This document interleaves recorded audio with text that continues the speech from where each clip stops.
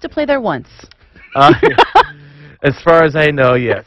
So, and then after that, once you've thawed out here in San Francisco, where it's nowhere near that cold, you've got the Fear Festival at the Regency in San Francisco. Tickets are on sale now at fearfestival.com. And so far, we have Orchid, Death Angel, and just announced tonight, Carcass performing. Right. And can you run down the horror guests for me? Because I don't have them all memorized. Yeah, you know, what we're going to do is we're going to have a lot of prominent people in the horror genre. We're going to have legendary makeup artist Tom Savini. We're going to have my good friend Greg Nicotero, who's the executive producer on Walking Dead.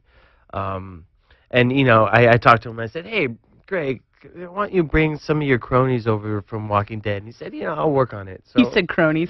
Yeah, I did say cronies. And you're like, they have to do what you say. Yeah. You hold their lives or their undead lives in your hands. Yeah, exactly. And so, you know, there's a possibility that someone special might just show up. We're also having Slash, and he's going to talk about his horror fascination. And of course, you guys know Slash just made a horror movie. And he's going to talk Slash and Scott Ian, are they going to be part of a large panel discussion, or will they each be doing like individual lectures? Well, you know, as it stands right now, we're trying to figure out everyone's schedule and how it all falls.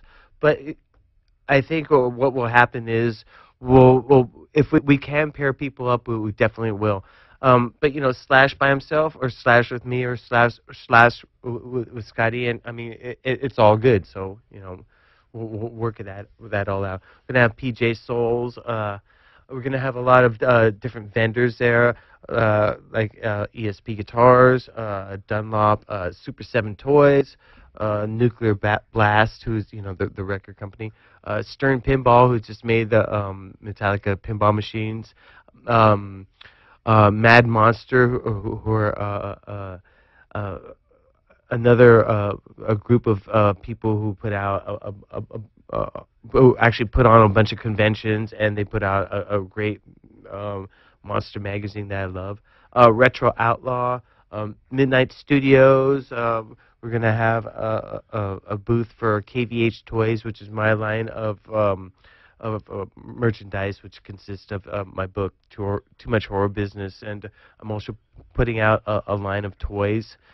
And I'm sure you're going to do a book signing while you're there, right? Yeah, I'll be there to sign anyone's books and everyone's book, if that's the case. And it's going to be a great event, and it's going to be a lot different from your usual sort of like horror convention or comic convention or whatever.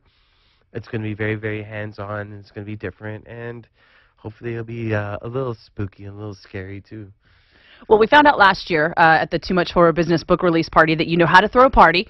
So that was fun. That was about 1 year and 1 week ago. Yeah, almost exactly. Yeah. And I noticed you did bring out a lot of the horror collection that you have, some huge pieces. Yeah. And so you're going to take up almost an entire floor with, is it the full collection, or is it going to be, can you take the full collection anywhere? Well, you know, the full collection is a lot of stuff.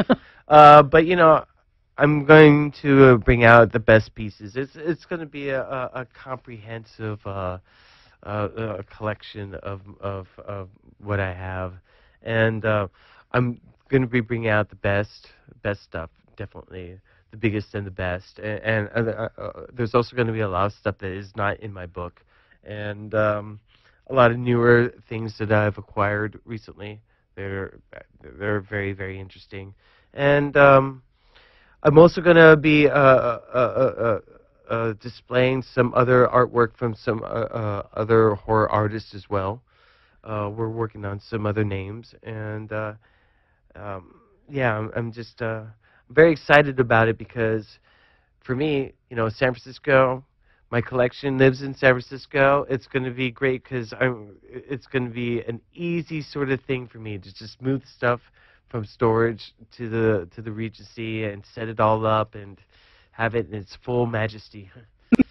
Yeah. Now, as an avid horror memorabilia collector, and we all know how deep into it you are at this point, pretty damn deep. Is there like a white whale item that you have been trying to acquire that you haven't been able to get a hold of? Yeah, there's a bunch of different things that I've been looking for a long time.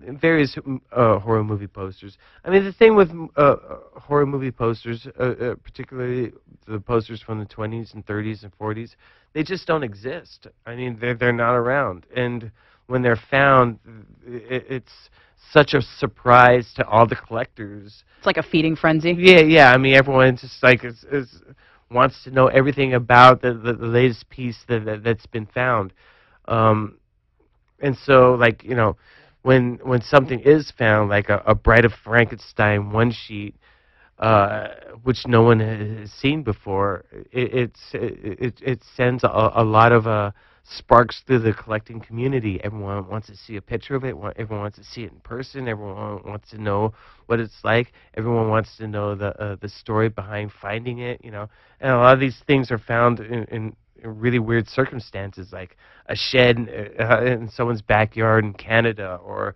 it was found in like a closet in Sweden.